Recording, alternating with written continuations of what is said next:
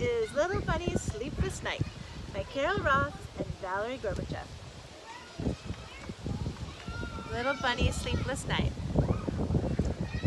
Little Bunny had no brothers or sisters. He had his very own room with his very own bed. But sometimes he got lonely, so lonely that he couldn't fall asleep. One night he thought, what I need is the company of a good friend. So he hopped next door to his good friend Squirrel. May I sleep here tonight? Of course, said Squirrel as he welcomed him in. Tucked all snug in bed next to Squirrel, Little Bunny thought how lucky he was to not be alone. Good night, Squirrel, said Little Bunny. Good night, Little Bunny, answered his friend. Falling asleep was easy, but staying asleep was not. Little Bunny was soon awakened by crunch, crunch, crunch. What's that noise? He asked as he sat up in bed. It's just me cracking acorns, said Squirrel. I always have a little snack in the middle of the night. Well, thanks for having me, but I can't sleep with all that noise. So Little Bunny left and hopped some more until he reached his good friend Skunk. May I sleep here tonight? Yes, yes, 100 times yes, shouted Skunk. No one has ever asked to sleep over before. Afraid Little Bunny might change his mind, Skunk quickly pulled him inside. This is fun, Skunk said as they got into their beds. Shortly after, they fell asleep, but not for long. Little Bunny was soon awakened by a terrible smell.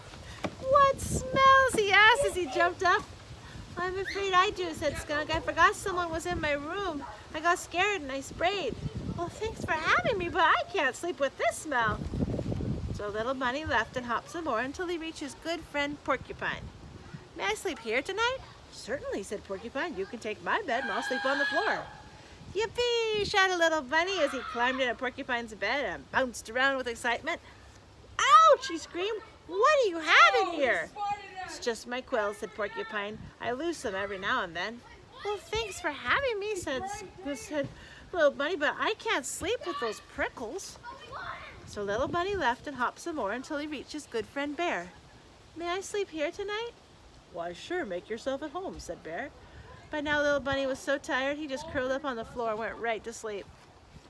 But very soon Little Bunny was wakened by a loud rumbling noise. Oh no, it's thundering, he thought. But it wasn't thundering at all. His friend Bear was snoring. Well, I can't sleep with that snoring, said Little Bunny. So he left and hopped some more until he reached his good friend Owl. May I sleep here tonight? Why, yes, if you want to, said Owl. Just follow me. An exhausted Little Bunny went right to sleep, but soon he was wakened by a bright light shining in his eyes. Put the light out, he shouted. I can't, said Owl. I stay up reading every night. That's how I got to be so wise. Well, since you're so wise, could you please tell me how I'm ever going to get some sleep? That's easy, said Owl. Just go back home where you belong. Little Bunny took his wise friend's advice. Too tired to hop, he dragged himself home. His bed never looked so good to him before. He jumped right in. How wonderful, he said to himself as he snuggled down. No crunching noise, no terrible smell, no prickly quills, no snoring, and no bright lights. Just me, by myself, and peace and quiet. Now I can fall asleep. And that's just what Little Bunny did. That is Little Bunny's Sleepless Night.